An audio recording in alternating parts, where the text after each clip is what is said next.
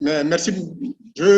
C'est donc avec plaisir que je voudrais parler de ce sujet passionnant concernant les hépatites virales B et C que nous allons étudier selon le plan suivant. Après une introduction, nous allons parler surtout des généralités du diagnostic, du traitement, avant de conclure. Mais nous allons mettre l'accent sur les nouveautés, aussi bien en matière de diagnostic que de traitement.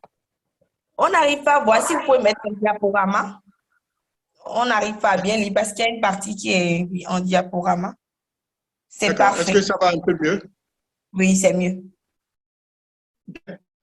Par hépatite virale, nous entendons les atteintes systémiques à tropisme essentiellement hépatique dues au virus des hépatites B ou C.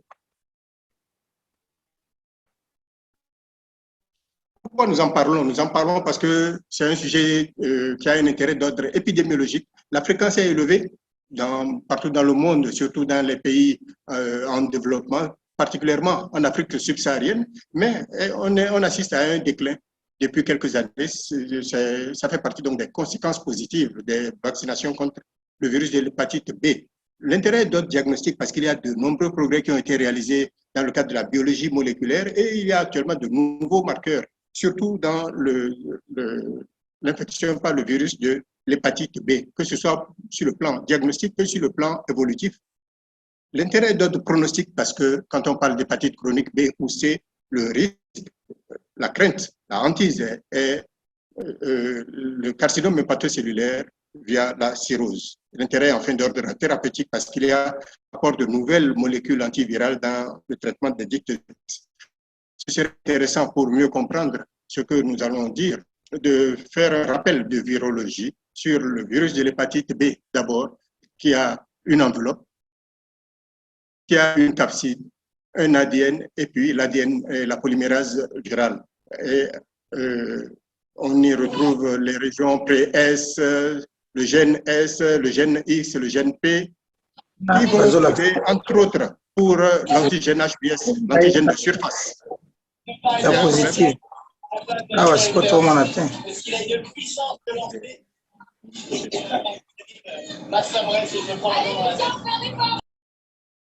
L'antigène HBS auquel va correspondre l'anticorps anti-HBS en cas de résolution, l'antigène HBE auquel va correspondre l'anticorps anti-HBE et l'antigène HBC qui a la particularité de se retrouver uniquement dans le foie, mais dont on retrouve les anticorps correspondants sous forme d'anticorps anti-HBC, soit de type IgM, soit de type IgG ou TOTO. Ce serait intéressant aussi, comme je le disais, d'avoir une idée du cycle évolutif de l'hépatite. Après l'entrée, il y a une décapsulation et puis l'ADN va entrer dans le noyau.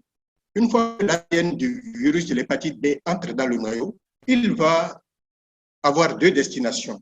La première, c'est qu'il va s'enrouler de façon circulaire clos et de façon covalente, ADN circulaire clos de façon covalente, cccDNA pour le sigle en anglais.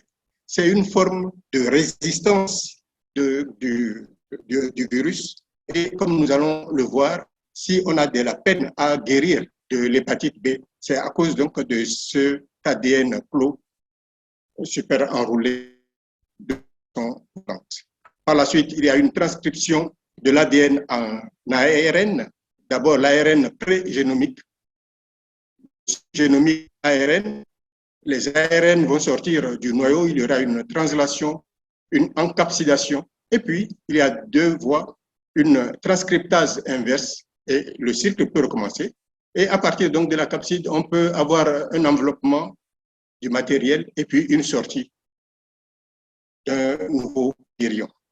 Donc, vous concevez que dans l'évolution du virus de l'hépatite B, il y a une partie qui se déroule dans le noyau et qu'il y a un ADN circulaire qui est une forme de résistance qui dure et qui est difficilement attaquable par les médicaments.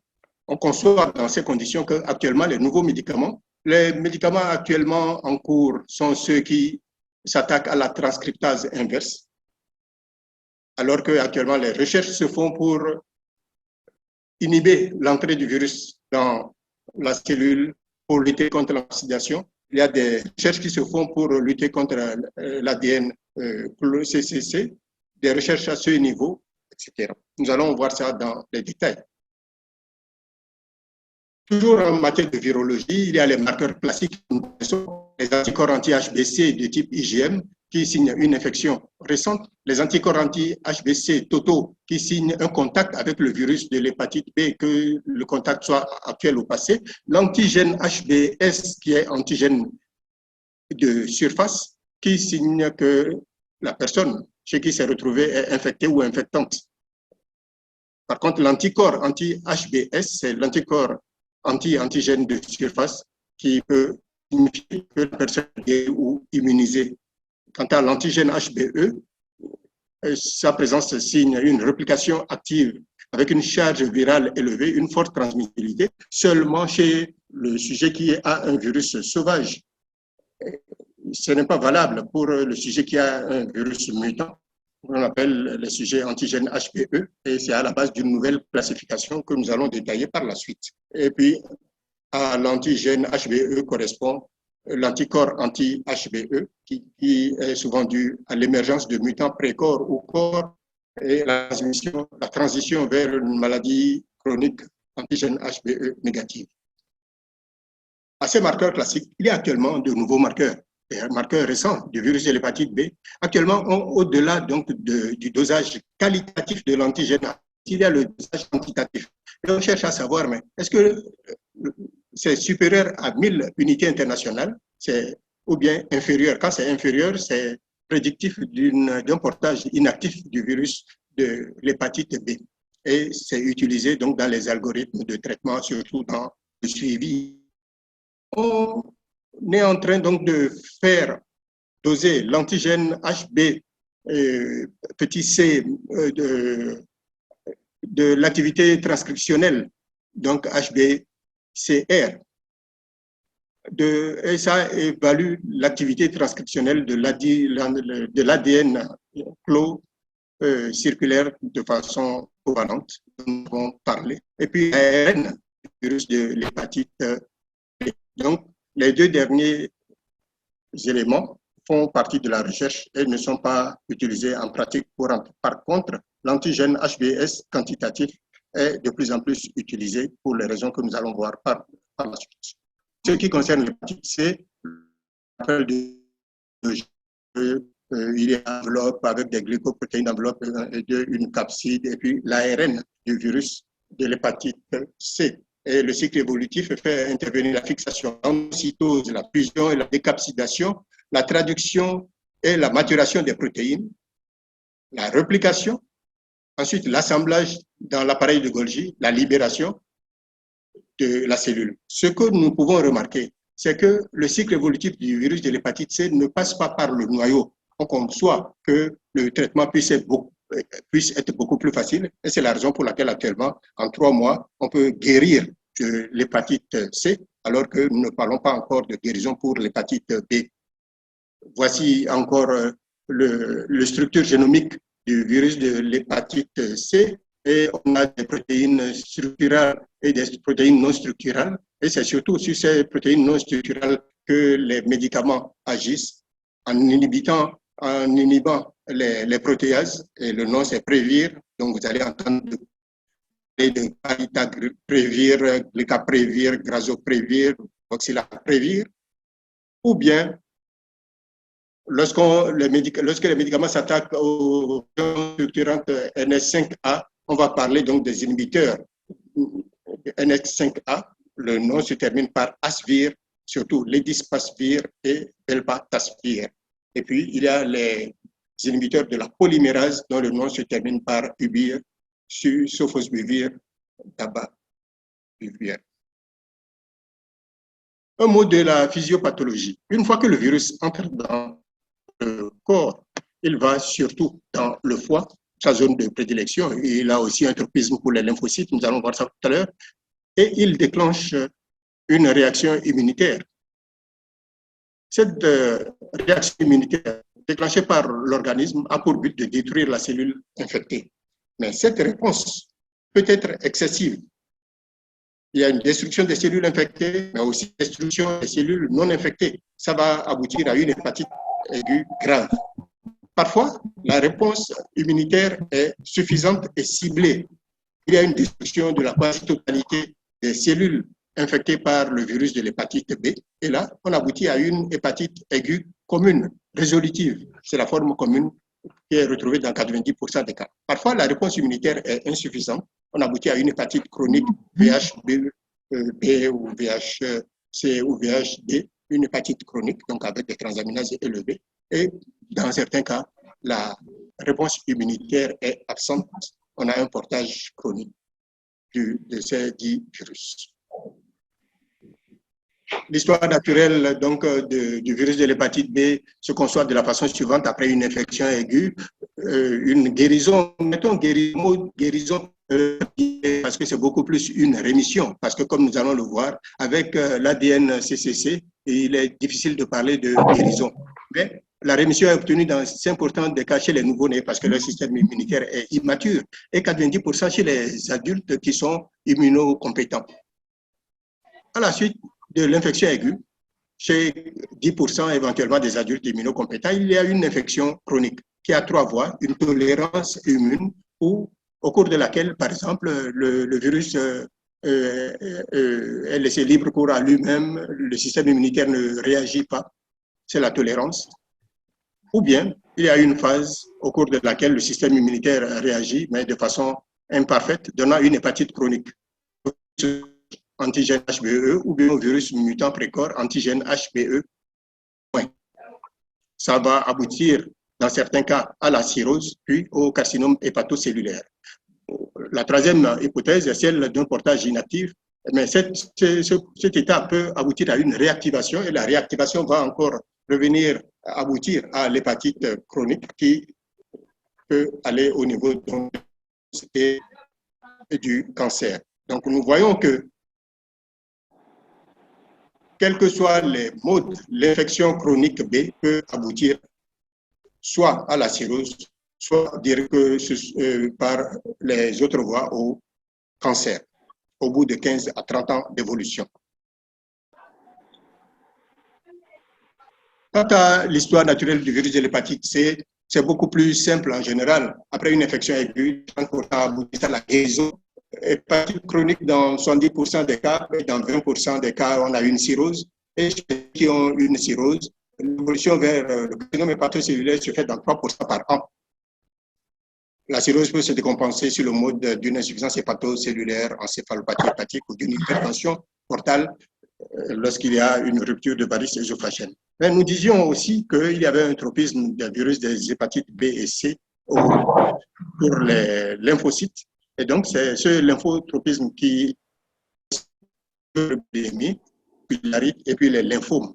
Et nous allons voir qu'il y a des manifestations extra-hépatiques qui sont expliquées en général par ce lymphotropisme. Un mot donc de l'épidémiologie. Ce n'est pas la peine d'entrer dans les détails. Ce que nous savons, c'est que l'hépatite B, c'est une infection ubiquitaire, mais de répartition inégale. Et vous voyez sur cette carte les zones en rouge, qui sont des zones de haute endémicité, dont il y a une quinzaine d'années, 9% de la population était infectée par l'hépatite B. Actuellement, c'est en baisse. Les récentes études ont parlé donc de 6%. Et il y a des zones d'endémicité moyenne, c'est surtout le Maghreb, l'Afrique australe, le Brésil, la Russie et l'Europe de l'Est. Et puis il y a des zones de faible endémicité, l'Amérique du Nord, le Canada, l'Australie, et puis le Chili et l'Argentine. Pour ce qui concerne l'hépatite C, c'est pratiquement la même répartition. Des zones où c'est supérieur à 2,9%, le Bénin et l'Afrique subsaharienne en font partie, puis des zones où il y a un peu moins de pays comme la Libye. Donc nous passons au diagnostic. Diagnostic des hépatites virales aiguës. Quelles sont les circonstances de découverte? C'est soit devant des symptômes ou des signes évocateurs, soit devant des complications, ou bien la découverte peut être fortuite.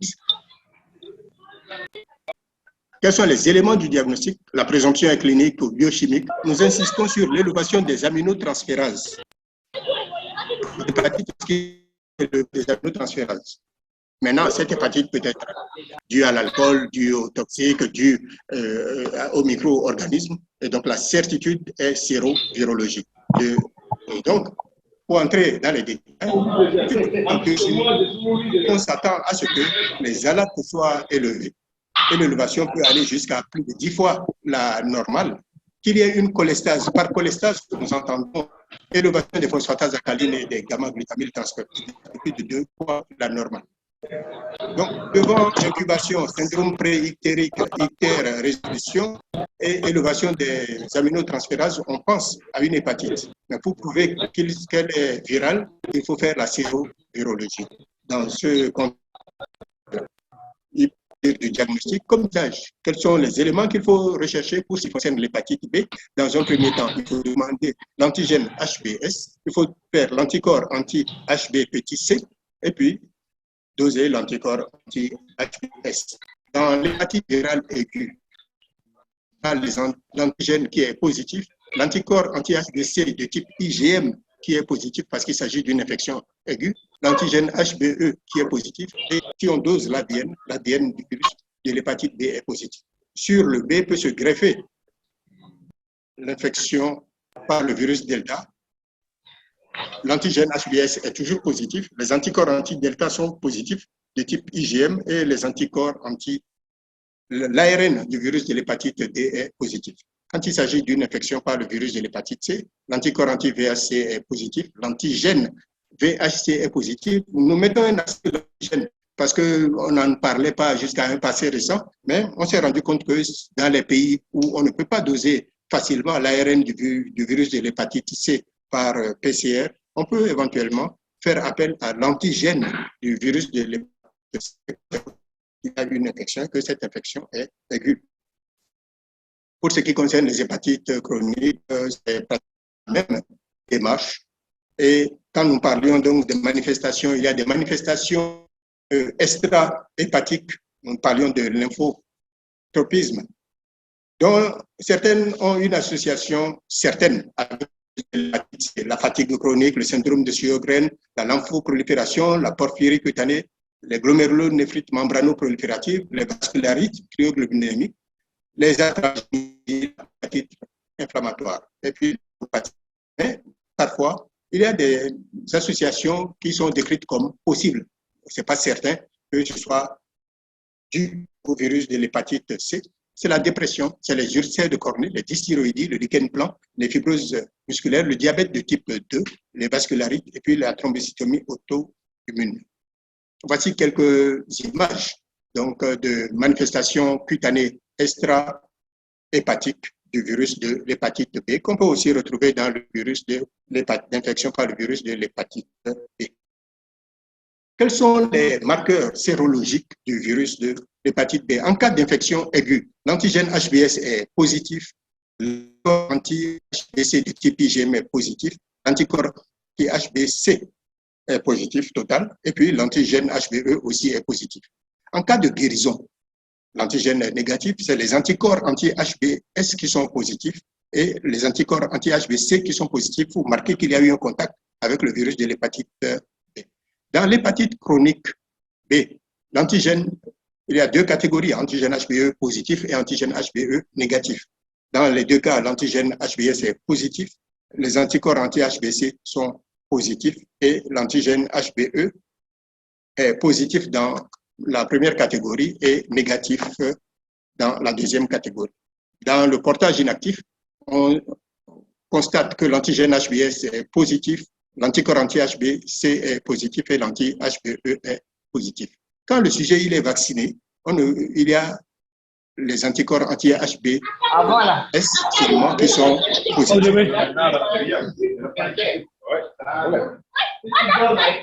Comment faire le diagnostic d'évolutivité? On est certain déjà qu'il y a une...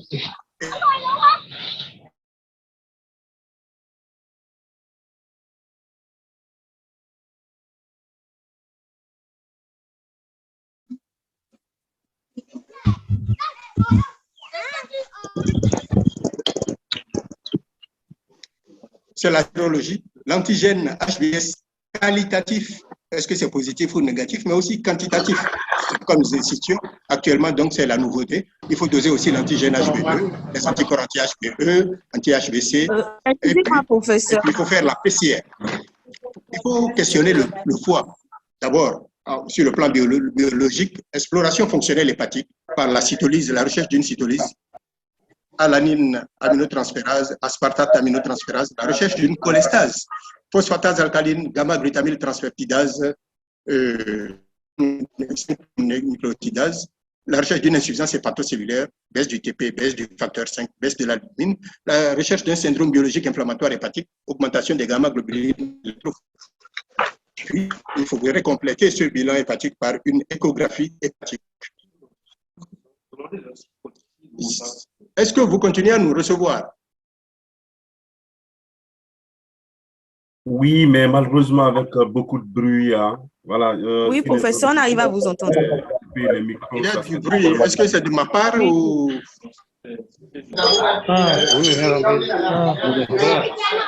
On va demander à tous les médecins, à tous les professionnels connectés de bien désactiver leur micro. S'il vous plaît. Okay. Il y a docteur Clé qui a son micro qui est ouvert, docteur D. Al-Ahem qui a son micro ouvert. Il y a beaucoup de micros qui sont ouverts. Bien. Moi, je demande tous ceux qui ont le micro ouvert là. Vous avez juste 2 minutes pour qu'ils éteignent. D'accord. S'il vous plaît, veuillez éteindre vos micros, s'il vous plaît. On est tous des participants, donc veuillez éteindre vos micros. Merci. J'essaie de désactiver les micros, mais vous essayez chaque fois de les réactiver. C'est pas bien, s'il vous plaît. Vous parlez. Merci. Allez-y, professeur. Il faut que normalement, tout le monde éteigne son micro pour que vous puissiez avoir la liberté. D'accord. OK, merci beaucoup pour la police qui a été faite. Continue. Oui, allez-y, professeur. C'est bon. D'accord. Merci. Alors, où est-ce que j'en suis? Moi, j'ai de la peine à... Vous voulez... Je mets un nouveau partage. Non, c'est toujours... Continuez. Non, c'est bon, vous pouvez continuer, professeur, c'est bon. Bien, OK. Bien, quel est l'état du foie? Il faut explorer.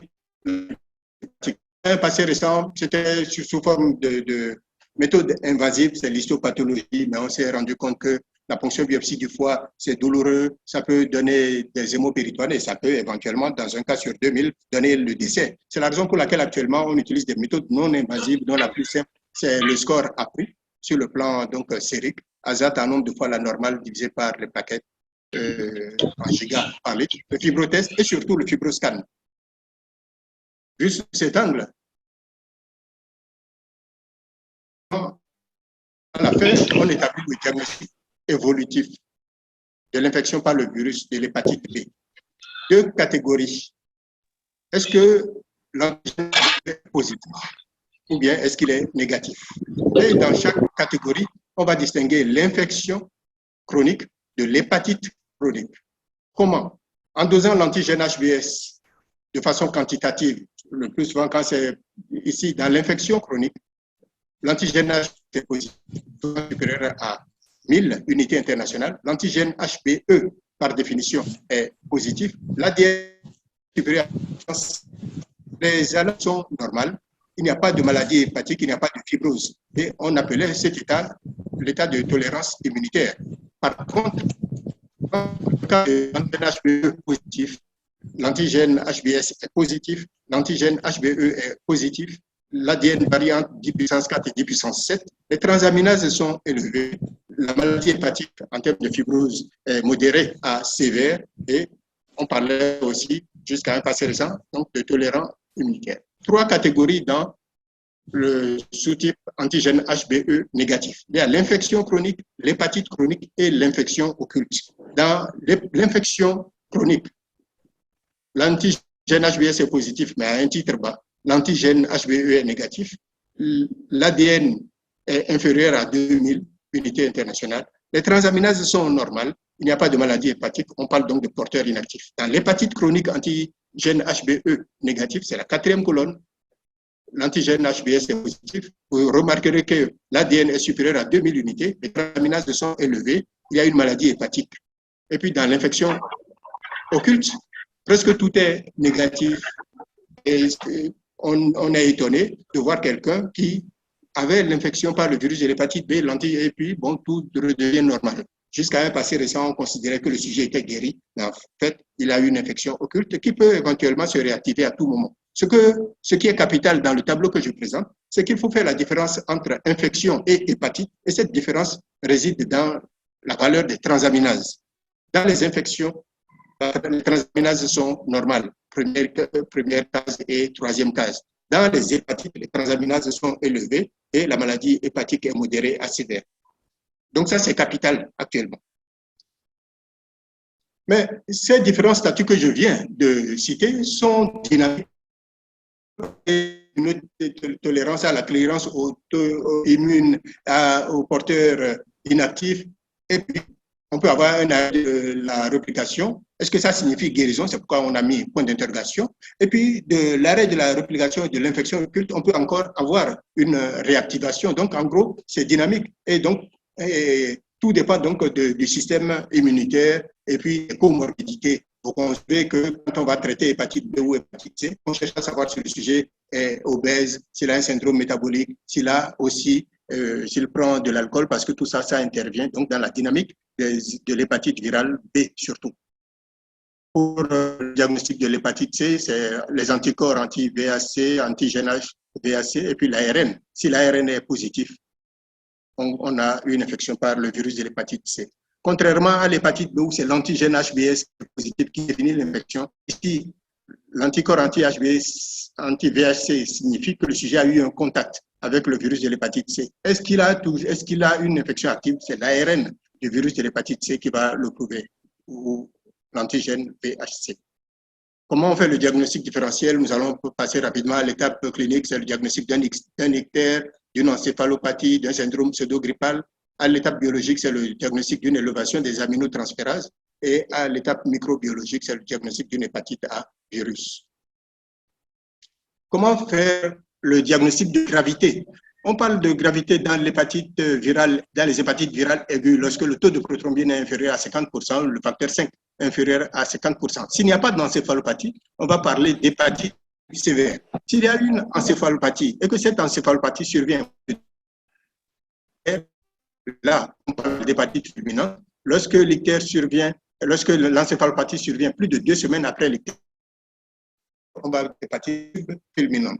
Dans les hépatites chroniques, 3 choses. Premièrement, est-ce qu'il y a une fibrose? 2, est-ce qu'on est déjà au stade de cirrhose? Et 3, est-ce qu'il y a un cancer primitif du foie? Et nous allons insister sur la notion de fibrose. Fibrose qui peut être appréciée grâce au score ASAT en nombre de fois la normale multiplié par 100 divisé par les plaquettes. Si le score est inférieur à 0,5, il n'y a pas de fibrose. Quand c'est supérieur à 1,5, il y a une fibrose cliniquement significative. Quand ce score est supérieur à 2, on parle de cirrhose. Donc, vous voyez que les facteurs qui font varier les transaminases ou les plaquettes sont tellement nombreux que ce score-là peut poser problème. Il y a le FIB4 qui peut aussi être utilisé, mais surtout actuellement, on utilise sur le plan de l'imagerie le FibroScan et l'astographie impulsionnelle ultrasonore. Lorsque le score en termes d'élasticité est inférieur à 7 kPa, il n'y a pas de fibrose significative. Voilà une matérialisation. C'est capital actuellement, devant quelqu'un qui a une hépatite C, de voir si l'évolution se fait vers la fibrose. Et lorsque c'est inférieur à 6, strictement inférieur à 6, il n'y a pas de fibrose. Au-delà de 9, avec des transaminases normales, on va dire que le sujet a une fibrose cliniquement significative. De temps en temps, actuellement, de plus en plus, plutôt, on a tendance à abandonner le terme de cirrhose, qui est un terme histologique. Et puis, lorsque le FibroScan est supérieur à 12 kPa et les transaminases élevées, la fibrose est avancée.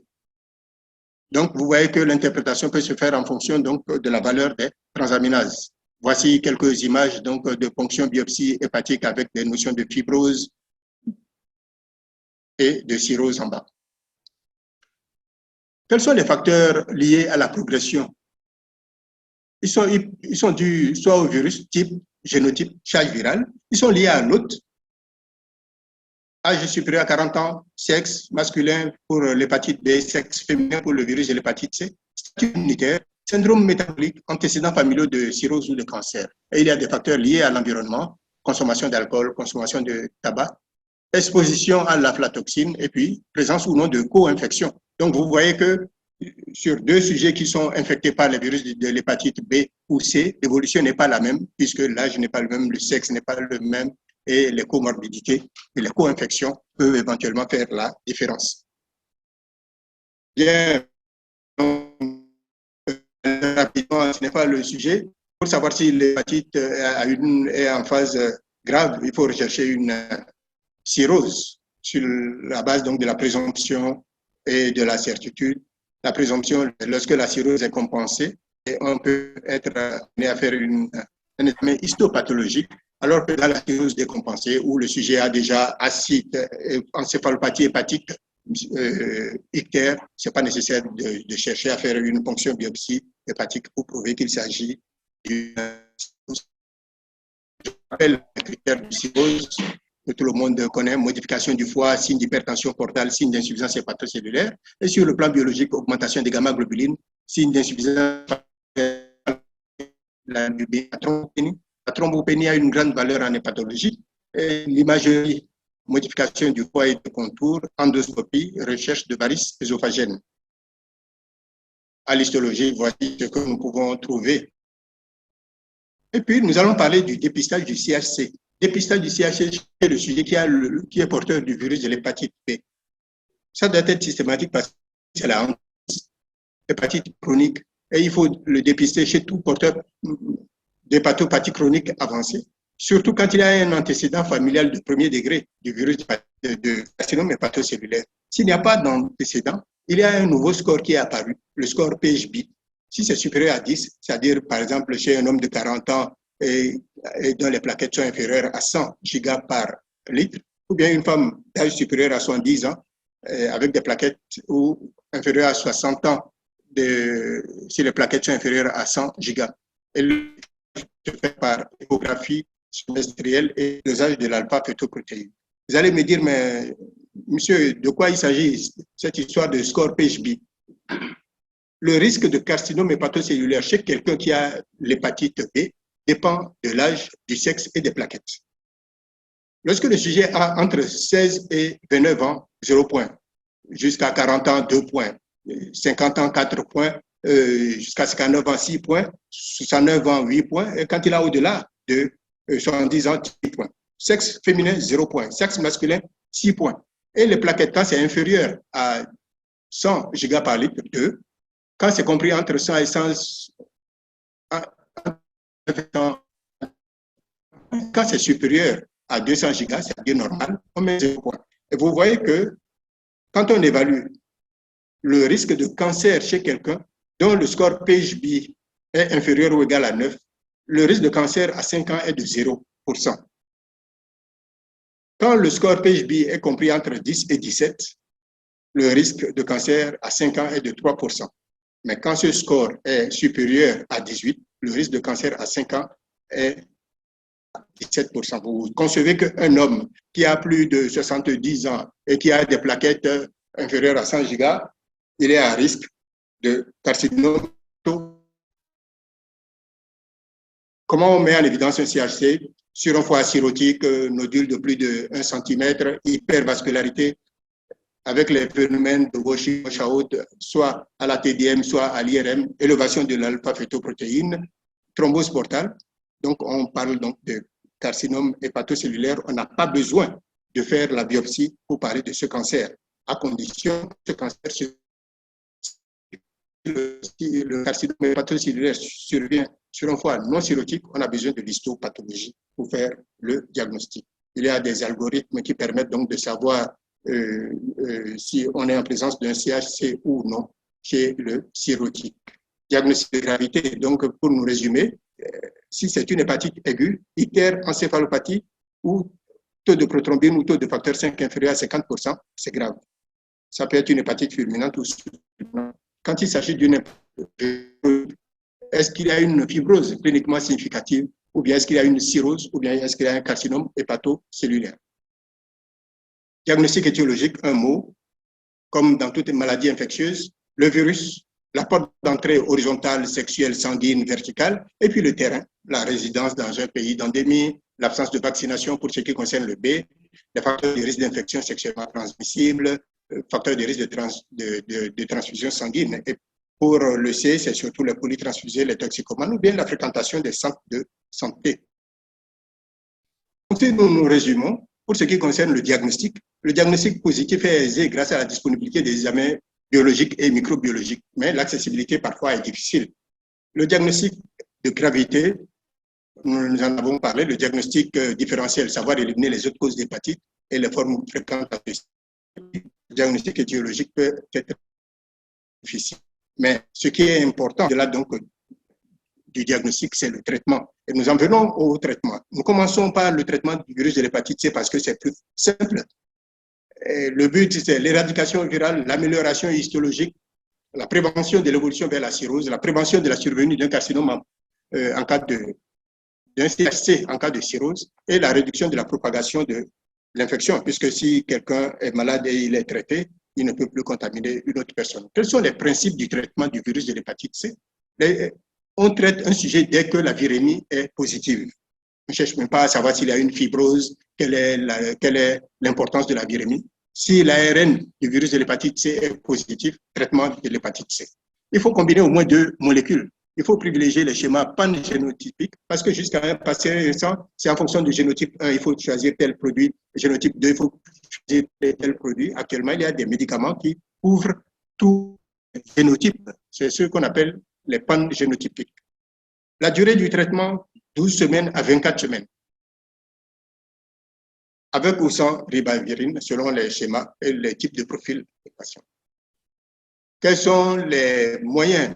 Il y a les mesures génotypiques. Il faut éviter l'alcool, éviter les médicaments hépatotoxiques, les médicaments antiviraux d'action directe, inhibiteurs de la protéase N non structurante 3, 4A, c'est ce qu'on appelle les antiprotéases, les inhibiteurs NS5A, NS5A, tout à l'heure, la ribavirine, et puis les moyens chirurgicaux, la transplantation hépatique.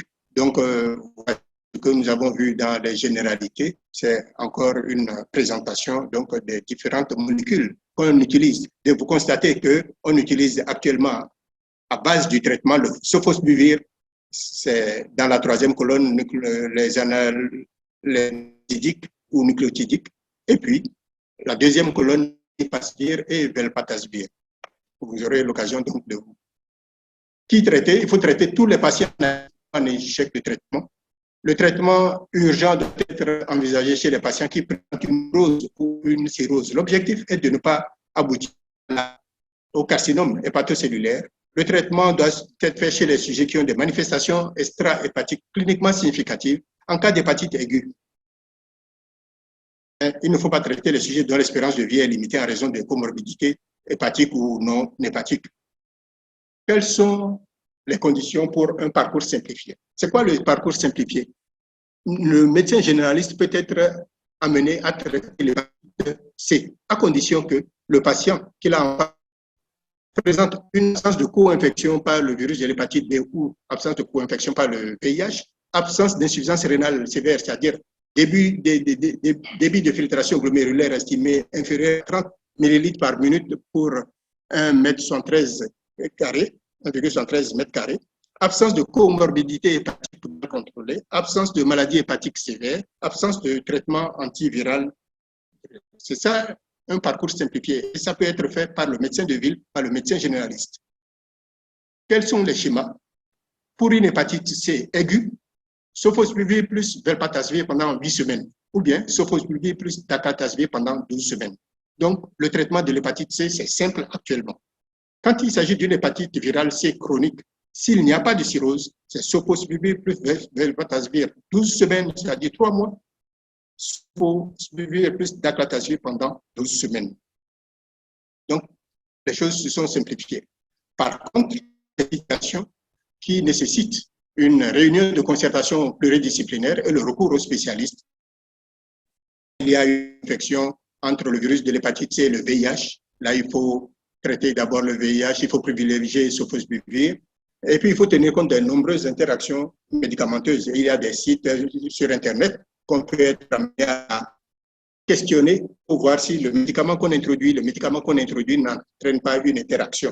Chez le sujet qui a une hépatite C qu'on veut traiter, mais il a une cirrhose Child A, il est traité comme s'il n'avait pas de cirrhose. Mais lorsque la cirrhose est Child B ou C, non seulement au sofosbuvir et au velpatasvir, on va faire un traitement de 12 semaines, mais on va ajouter la ribavirine pendant 12 semaines. Si la ribavirine est contre-indiquée, on va augmenter la durée du traitement pendant 24 semaines. Lorsqu'il y a, sinon, on peut utiliser comme autre protocole, sofosbuvir plus légisvarsvir plus pendant 12 semaines. Donc, en cas de cirrhose, on ajoute la ribavirine, mais en sachant que la ribavirine a pour effet secondaire important l'anémie. Quand il y a un carcinome hépatocellulaire, on peut traiter aussi du pronostic vital. Si le sujet doit mourir dans 3 mois, ce n'est pas la peine donc de dépenser environ 1 million de francs CFA pour proposer un traitement contre le VAC, c'est déjà peut-être trop tard. Quand il y a une insuffisance rénale chronique modérée, on va faire plus velpatasvir. Il n'y a pas besoin d'ajuster les doses. Par contre, quand l'insuffisance rénale est avancée, il faut prendre l'avis des experts. Et chez les hémodialysés, on ne met pas de ribavirine. Le schéma de première intention, c'est grazoprevir plus elbasvir pendant 12 semaines. Vous comprenez que ces produits qui coûtent plusieurs millions de francs CFA ne sont pas toujours disponibles dans nos pays africains, mais il faut le savoir. En cas d'hémoglobinopathie, on fait un schéma sans ribavirine parce que, comme je le disais, la ribavirine peut être responsable d'anémie. Chez les enfants et les adolescents, il n'y a pas d'urgence à traiter l'hépatite C, mais quand il y a une fibrose, il faut donner les médicaments. Chez les sujets porteurs privés de liberté, il faut faire le dépistage, mais le même protocole que la population non. Il faut, en plus du traitement de l'hépatite C, les intégrer dans un programme de lutte contre les autres addictions. Comment on peut évaluer la réponse? On parle de réponse virologique soutenue, guérison virologique. Lorsque l'ARN du virus de l'hépatite C est indétectable 12 semaines après la fin du traitement. Le traitement dure en moyenne 12 semaines, mais 12 semaines après la fin du traitement, si l'ARN du virus de l'hépatite C est indétectable, on considère que le sujet est guéri. Ça, c'est pour l'hépatite C chronique. ARN du VAC indétectable à 24 semaines après la fin du traitement s'il s'agit d'une hépatite C aiguë.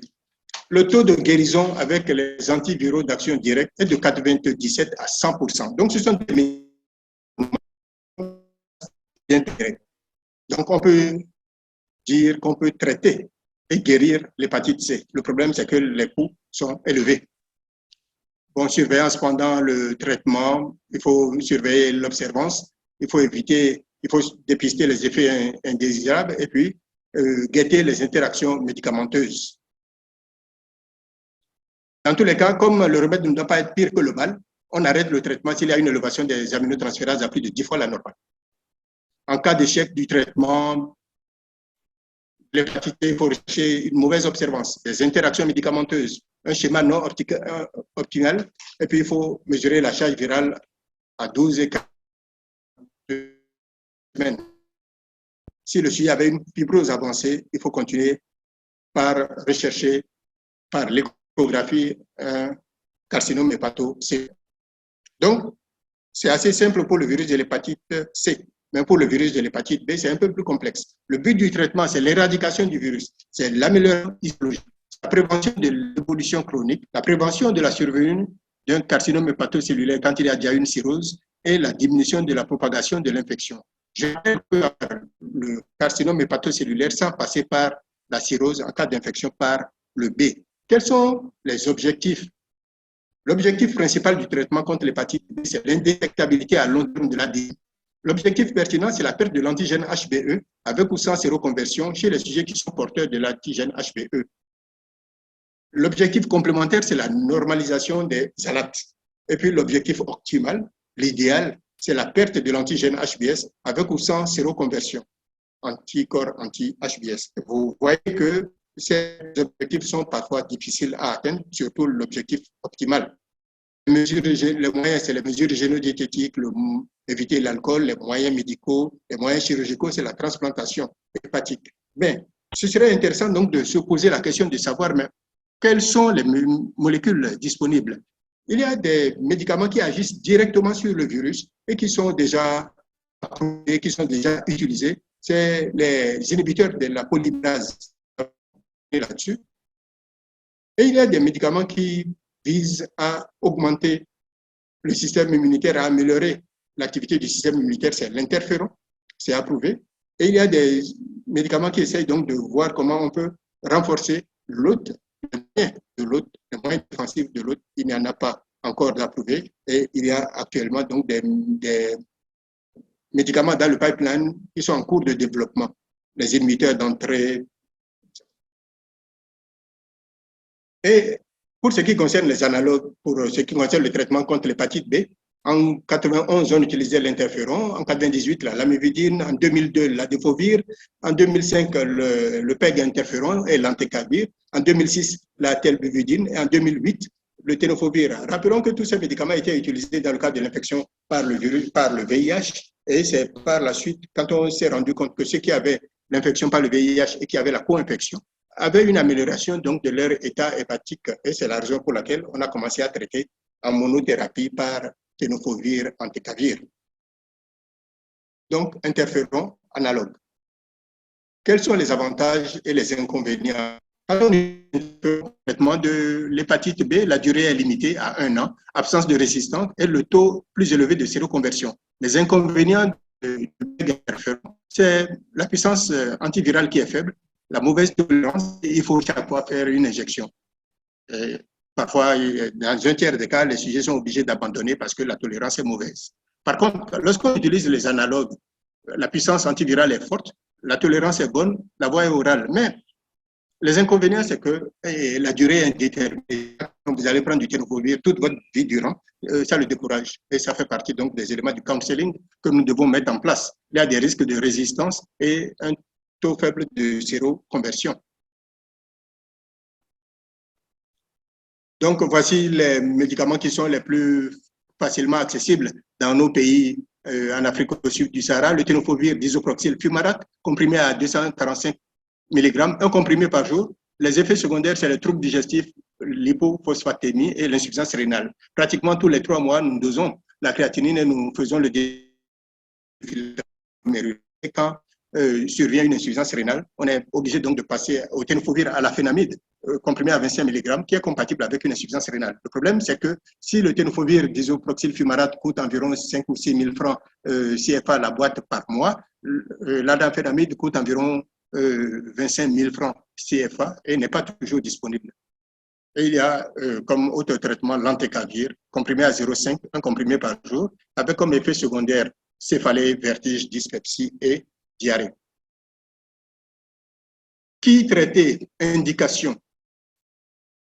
Lorsque le sujet a un ADN supérieur à 2000 unités, avec des zélates supérieurs à la normale et ou une fibrose supérieure à 1, il faut le traiter. Il s'agit donc des sujets qui ont une hépatite. On parle d'hépatite parce que les transaminases sont supérieures à la normale. Antigène HBE négatif.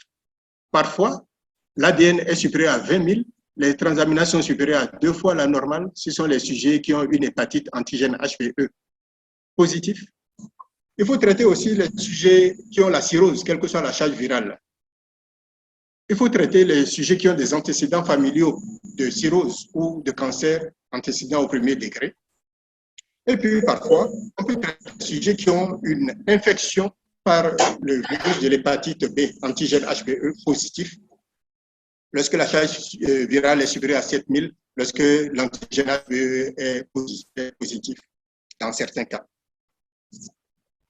Lorsque le sujet a plus de temps, référence au score PHB dont nous avons parlé. Un point particulier pour les professionnels de santé, tout professionnel de santé qui a un ADN détectable au-delà de 200 unités internationales par millilitre mérite d'être traité. Il n'y a pas de limitation particulière pour ce qui concerne les gestes invasifs, parce que si on devrait appliquer tout ça en Afrique subsaharienne, il y a un nombre important donc de sujets qui sont personnels qui sont infectés par le virus de l'hépatite B. Les indications du traitement, c'est aussi le traitement préemptif. Et j'aimerais insister là-dessus.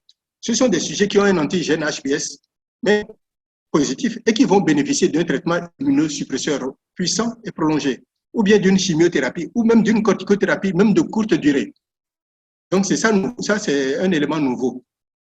Il ne faut pas, parce qu'on veut traiter une polyarthrite rhumatoïde, parce qu'on veut faire une chimiothérapie, déclencher une hépatite fulminante qui peut se terminer par la mort parce qu'on a oublié de traiter l'hépatite B.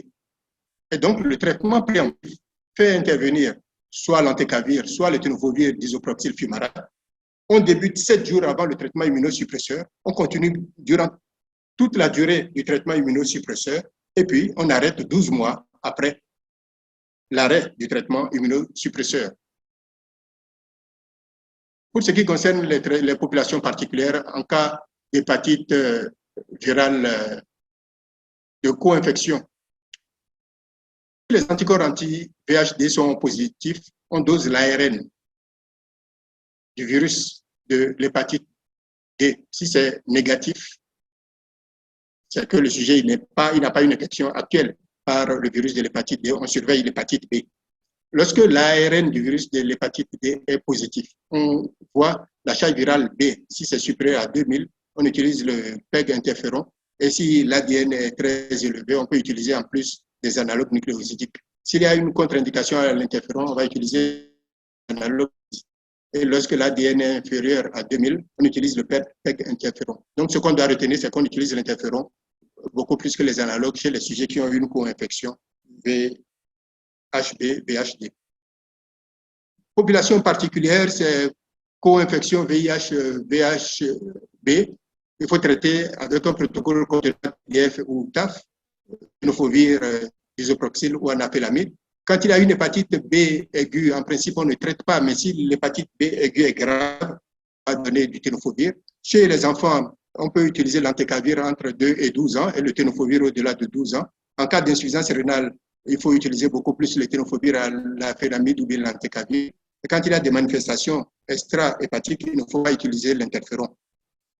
Il y a actuellement donc de nouvelles molécules qui s'intéressent à l'inhibition de l'entrée, l'inhibition de la capside, l'inhibition de l'enclos circulaire de façon covalente. Tout ça pour réduire le risque de chronicité donc, du virus de l'hépatite B et faire en sorte qu'on puisse aboutir à la guérison. Comment on va suivre les patients qui ne sont pas traités? On va faire les ALAT et l'ADN tous les 3 mois pendant un an, puis tous les 6 mois.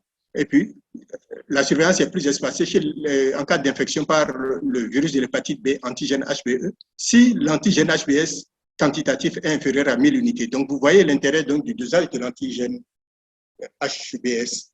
Et chez quand l'antigène HBS quantitatif, on fait la surveillance par l'antigène HBS quantitatif, 3 ans, le titre est supérieur à 1000, tous les ans lorsque le titre est inférieur à 1000 unités. C'est pour évaluer la probabilité de perte spontanée de l'antigène HBS, qui signifie une guérison fonctionnelle. Chez les sujets qui sont traités par les analogues, on fait les mêmes dosages, mais lorsque l'antigène HBS commence à décliner et devient inférieur à 100, c'est un élément de bon pronostic, si bien qu'actuellement on se pose la question. J'avais dit en entame qu'il ne fallait pas arrêter le traitement par le tenofovir ou l'entecavir. Actuellement, on se pose la question de savoir si on peut tenter d'arrêter et on doit se baser sur, entre autres, sur l'antigène HBS, sur la disparition donc, de l'ADN viral pendant 5 ans, etc. Mais c'est encore à l'étape d'étude. La prévention, un mot, contre les hépatites B, c'est la lutte contre les IST, le dépistage des donneurs de sang. La vaccination, elle est capitale. Vous le savez, les indications, c'est le personnel de santé paramédical, médical, les sujets à partenaires sexuels multiples, les polytransfusés, les immunodéprimés, l'entourage de porteurs chroniques du VHB, et là, c'est presque tout le monde ici, les personnes exposées aux dérivés du sang, et puis les nouveaux-nés de mères porteuses. Nous rappelons qu'actuellement, dans les pays en voie de développement, dans beaucoup de pays africains, la vaccination contre l'hépatite B se fait de plus en plus à la naissance. Le schéma, c'est immunocompétent M0, M1, M2, M12, ou bien M0, M1, M6, M12 sans rappel. Actuellement, il ne faut plus faire des rappels systématiques. Si quelqu'un veut connaître son statut, il va faire l'anticorps anti-HBS. Si c'est positif, il est immunisé. Si c'est négatif, il se revaccine. Le contrôle, comme je le disais, de l'efficacité vaccinale, c'est le dosage des anticorps anti-HBS.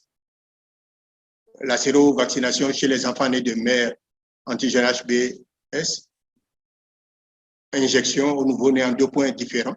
Les immunoglobulines sont disponibles dans certains pays. Au Bénin, actuellement, c'est disponible depuis environ 1 an, mais ça coûte 50 francs. Prévention de la transmission de la mère à l'enfant, ténophobie et vaccination. Et nous arrivons à la conclusion en disant que les hépatites virales chroniques B et C posent un important problème de santé publique à l'échelle mondiale, mais aussi particulièrement dans les pays en voie de développement, en particulier en Afrique subsaharienne. Actuellement, nous assistons à une amélioration des moyens, non seulement diagnostiques, mais thérapeutiques dans la lutte contre l'hépatite B et surtout contre l'hépatite C. Mais la surveillance est nécessaire afin d'éviter les complications fatales que sont la cirrhose, le carcinome hépatocellulaire. Et la prévention efficace est possible grâce à la vaccination contre le virus de l'hépatite B. Je vous remercie pour votre attention. Ça a été peut-être un peu long, mais c'était passionnant et je suis à la disposition. Et je suis à votre disposition pour répondre aux éventuelles questions.